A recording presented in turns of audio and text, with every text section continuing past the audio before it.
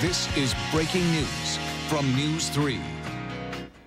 Thanks for joining us tonight. Breaking news right now at 6. The body of a teenager who has been missing since this weekend has been recovered from Silver Lake in Portage. News 3's Jamie Perez was at the scene when the body was found, and she joins us live there with the very latest. Jamie? Hi, Charlotte. That's right. The missing boy, 13-year-old, was found here about just 2 hours ago, and we arrived on scene just in time, right here at the shoreline where it all went down. Officials tell us that Bruce's Legacy Search and Recovery found him through a sonar search about 50 yards from this shoreline. Now, this is the fourth day that crews have been out here searching for 13-year-old Sean Wolfarth. Family members have been here all day and night watching the efforts move forward. Now, throughout this process, divers and firefighters have been injured in their attempts, which brought Bruce's Legacy out here to help. And when they were finally able to locate him this afternoon, the family hugged and embraced as they finally had a bit of closure. The families in our thoughts, our prayers, and especially our condolences for the loss of their loved one. I can't imagine how they're feeling. Now, police are working with city officials to make this lake safer, possibly adding signage to make sure that people stay within the limits so that the lifeguards here on staff can get easily accessed to anybody that may go outside of those limits. And we also did just get word that the lake is now back open to the public. We'll have more on this coming up tonight at 10. Charlotte? Jamie Perez reporting tonight. Jamie, thank you. A silver alert is being expanded statewide for a missing man who was last seen on the Toma VA campus. 70-year-old Michael Bates left on foot around 11 o'clock yesterday morning. Police say he took a cab to the Amtrak station but didn't get on the train. Investigators believe he may be hitchhiking. He was last seen wearing blue jeans, a black and red lightweight jacket, a black and white ball cap, and eyeglasses. It is one of the busiest intersections in downtown Madison, known for being tough to navigate. Now city officials say it's about to get a whole lot safer under a new design plan. Keely Arthur shares that not everyone, though, is ready for this change. Keely? Hi, Charlotte. Well, we're talking about the intersection of John Nolan, Blair, Wilson, and Willie Streets. According to Madison police, 44 crashes have happened between March of 2017 and this Monday. Now, the city approved a new design to make the area safer, but with all of its benefits come pitfalls for some businesses.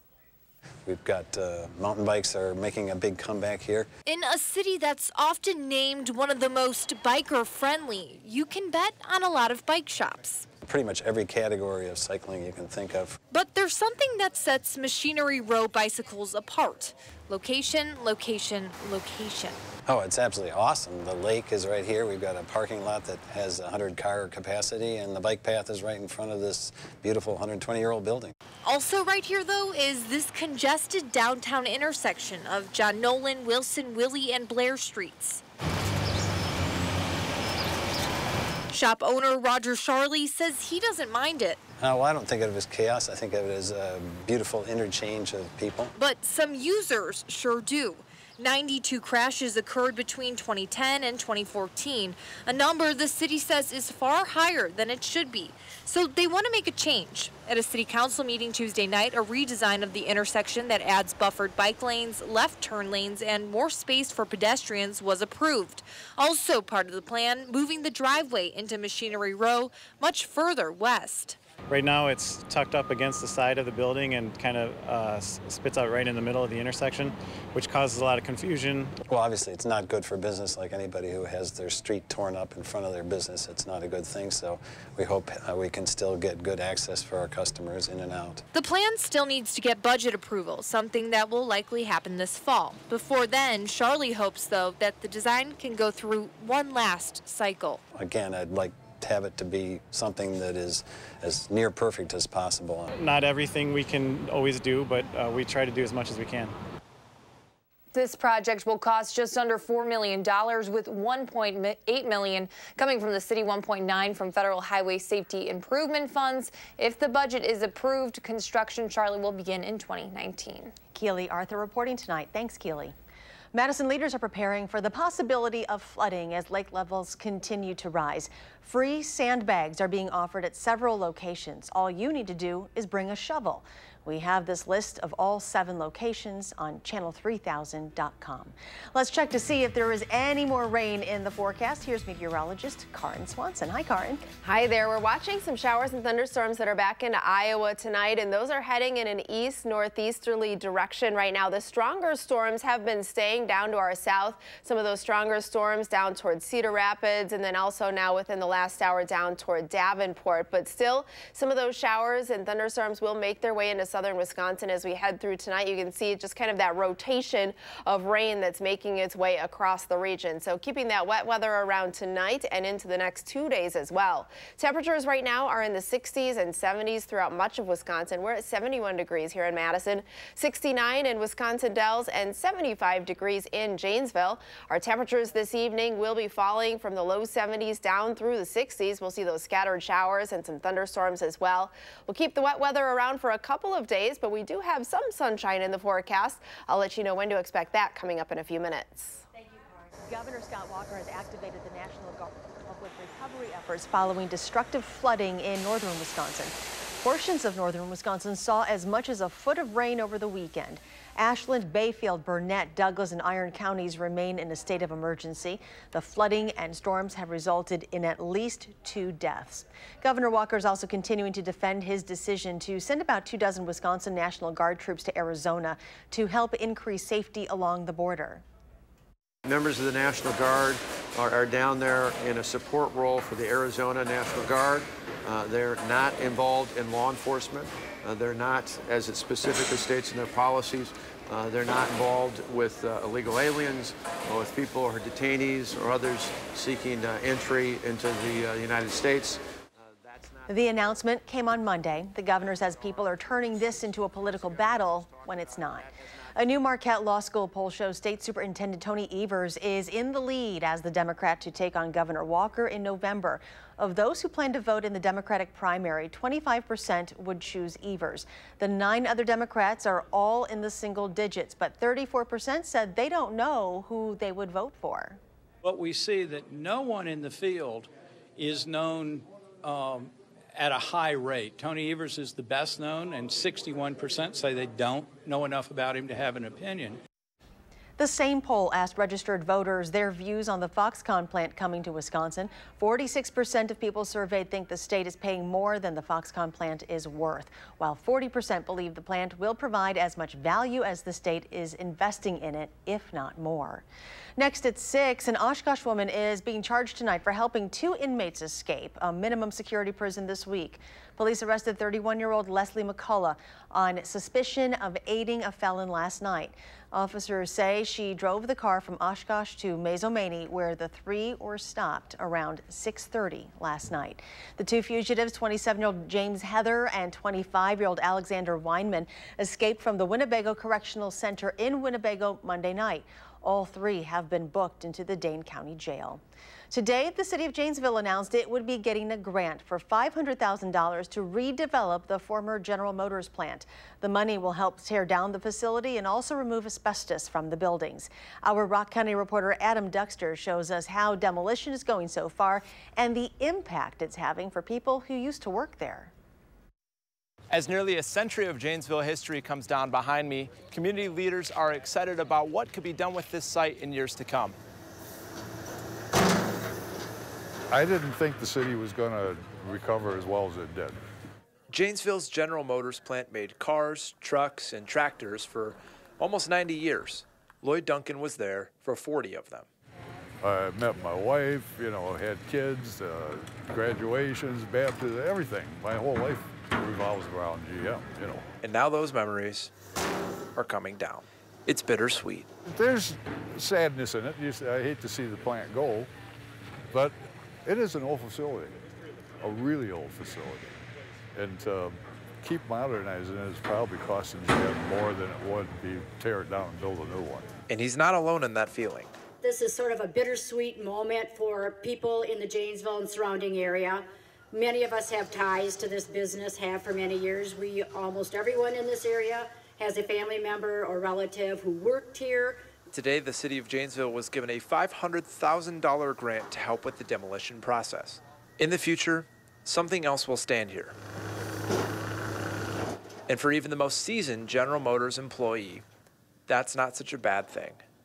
But then after that, you know, I got over it, and okay, it's time for something to move on. Time for something different to come.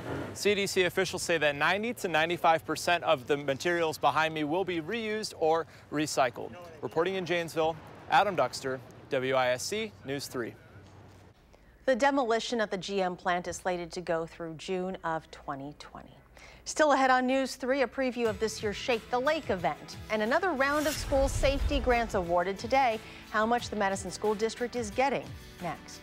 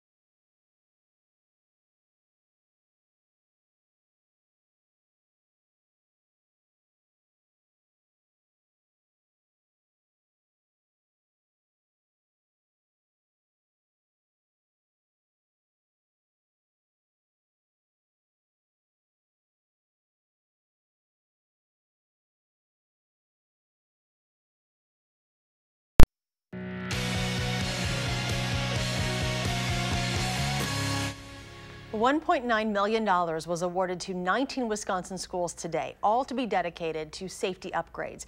This is part of a plan to award $100 million to schools under the Office of School Safety. Amanda Quintana is in the studio with how the Madison School District plans to use their portion. Amanda? Yes, well, Madison was awarded the most money today, $993,000. The district already has plans to use this money to lock their doors. Many Madison schools have doors that don't lock from the inside, so teachers must go into the hallway and use a standard key to lock it. This leaves room for human error, especially if a key is lost. Attorney General Brad Schimmel wants every school in the state to have the same baseline safety procedures, a single secure entrance with shatterproof glass and classroom doors that lock. But he says these grants are just the beginning. The grant also requires schools to strengthen their response to student mental health issues. Every one of these schools must provide all full-time staff and faculty with training in adverse childhood experiences and trauma-informed care before the end of next school year. 735 schools and school districts have applied for grants, and that is 94% of Wisconsin's public school districts. The 19 awarded today are added to the list of 21 previously awarded, and there are still many more to be given out. With so many, almost 50 Madison schools, not all of them will be able to benefit from the almost $1 million awarded today, but the district plans to update the high school locks first, and they will need more money to get to all of the other schools. Amanda Quintana reporting. Amanda, thank you. Thanks.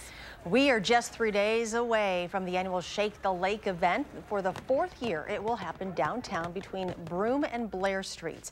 The free event, which happens this Saturday, starts at 5 o'clock and will feature live music, food, and family activities. It will conclude with the Festival Foods fireworks show on Lake Monona at 10 o'clock. Also a note for boaters on Lake Monona, with the higher water levels, there will be a 24-hour slow no wake at 12 o'clock Saturday morning.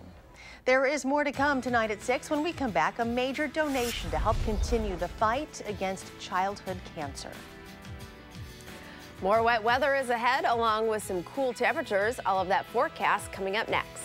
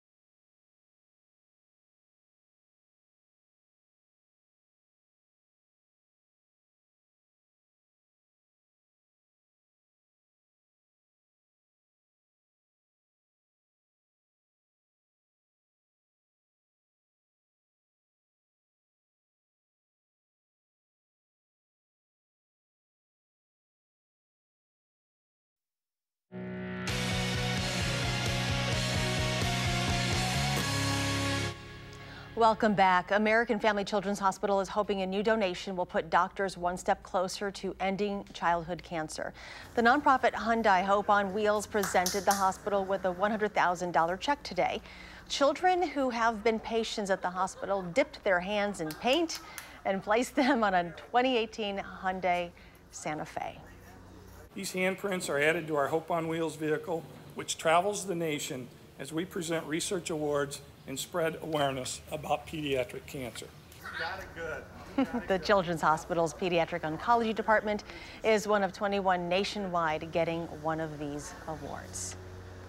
And meteorologist Karen Swanson joins us now with a look at your forecast. Not getting any awards for the weather, though, right? No. This has been kind of a dreary weather pattern. We've had a lot of rain over the last, say, month and a half, and that trend is continuing tonight now and also into the next couple of days. We do have a tornado watch not too far to our southwest across Iowa. That's in effect until 7 o'clock this evening. But notice how that line of storms on the northern edge anyway is kind of weakening as it's heading in our direction. You'll notice some rotation around there. That's rotating right around an area of low pressure that's going to slowly make its way to the east over the next 48 hours. So keeping some of those wet weather chances around tonight as well as into tomorrow and and Friday as well. You can see some of these storms as they make their way toward the Mississippi River. The stronger storms right now are down toward the Davenport area. That's where there has been a tornado warning, but that has now been allowed to expire as even those storms have weakened somewhat. But these have been producing quite a bit of rain as they've been making their way to the east. Our future Doppler track over the next 3 hours does show some of those showers and thunderstorms riding right into southwest Wisconsin across parts of Grant, Iowa, Lafayette, and even Crawford counties. But you can see kind of the very slow motion as they make their way to the east and to the northeast. Our 12-hour precipitation amounts show a little band of some rain that made its way across southern Wisconsin today. Here in Madison, we officially had 0.07 inches of rain, but there have been some much higher rainfall amounts into parts of Iowa where some of those storms have tracked late this afternoon. Some of those spots seeing some flash flooding and some 1 to 3+ inch rainfall totals just this afternoon. Here's a look at some of those precipitation amounts for our month so far. Now up to 4.77 inches here in Madison for the month of June. We've had a lot of wet days, only a smattering of dry days, about 6 days in there with some dry weather. Today, that 0.07 inches has accumulated. 72 and 62 have been our temperatures today. Normals today are 79 and 58. Right now in Madison, it's 71 degrees. Winds are easterly at 8 miles per hour. Elsewhere, we've got temperatures in the upper 60s to just into the low 70s. The warm spot, it looks like right now, down toward Janesville at 75. Across the rest of the region, we do have some cooler temperatures in those areas. Seeing the rain down to the south is where it's in the 80s right now. Here's that nearly stationary boundary, and that low pressure system tracks slowly right along it over the next couple of days, bringing some of those rain chances here into southern Wisconsin. Notice we're also on the cool side of the system, so temperatures staying a bit cool for this time of the year for tomorrow and Friday as well. Scattered showers, a few thunderstorms tonight with a low of 59 degrees. Tomorrow, still some wet weather, showers and isolated thunderstorm.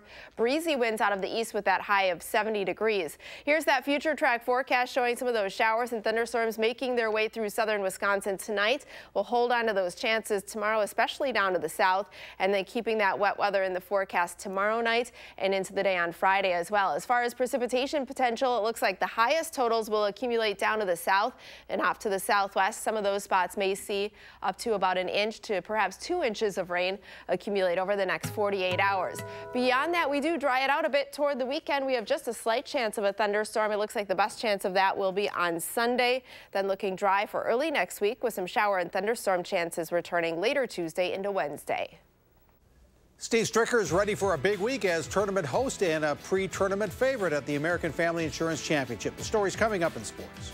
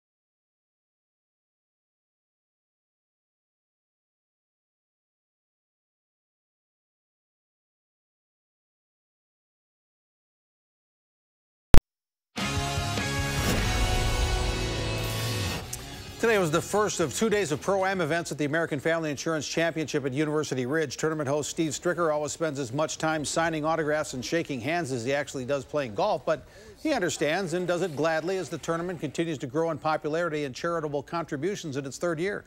Stricker says the tournament has exceeded expectations so far.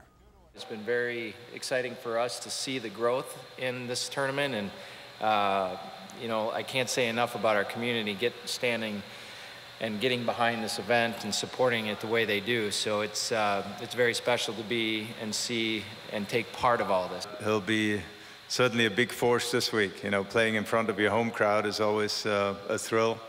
I know that playing at home in Germany in the past, and you want to do well and you want to show how good you are in front of your home fans. Stricker's wife, Nikki, will be his caddy this weekend, and Nikki's brother, Mario Tiziani, will be on the bag for defending AmFam champion Fred Couples. Now, Stricker has been playing well, tied for 20th at the U.S. Open just last week and rolled in this long putt on his final hole of the Pro-Am today. Davis Love III will be playing with Stricker in the first round Friday. Well, at least I'll have somebody that knows his way around the golf course, that's for sure. And it's always fun to play with Steve. Obviously, being with Steve on so many President's Cup, Ryder Cup teams, with him, you know, captain last year, it'll be a lot of fun. We'll have a lot to talk about, Ryder Cup and deer hunting and all the other important subjects for this fall. Phil Mickelson issued an apology for hitting a moving ball at the U.S. Open. It took 4 days, and Mickelson finally admits it probably should have come sooner, but says it's taken him a few days to calm down. Mickelson says his anger and frustration got the best of him. He's embarrassed, disappointed in his actions, and Mickelson called it, "Not my finest moment. I'm sorry." The Brewers are playing the final game of their series in Pittsburgh tonight. They are in a rain delay in the first inning. After tonight, the Brewers return home to open a 4-game series against the St. Louis Cardinals at Miller Park. At Wrigley Field this afternoon, the Cubs moved into a tie for first in the NL Central with the Brewers with a win over the Los Angeles Dodgers. Kyle Schwarber hit a long home run to help the Cubs to a 4-0 win. The Cubs are 3 percentage points ahead of the Brewers atop the NL Central. And at the World Cup, Portugal beat Morocco 1-0, and you'll never guess who scored the goal for Portugal. Of course, Cristiano Ronaldo. He scored in the 4th minute, his 4th goal in 2 games. Portugal in great shape to make the knockout stage, while Morocco is eliminated from advancing. Also today, Uruguay beat Saudi Arabia 1-0. Spain beat Iran 1-0, and he did not take off his shirt. You ever seen him take off his shirt?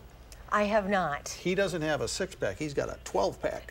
I've heard about it from someone in the newsroom. Yeah. Go He's a big Google fan it. in the newsroom. It's pretty cool. All right. All right. We've got some showers and thunderstorms making their way across the region. The strongest storms right now are down to our south, but still some of that wet weather will be making its way into southern Wisconsin as we head through tonight. This is a look at our future Doppler track over the next 3 hours, seeing some of that rain make its way into southwest Wisconsin. We'll keep the wet weather around tomorrow and Friday as well. All right. Enjoy your evening, everyone, and we'll see you back here at 10.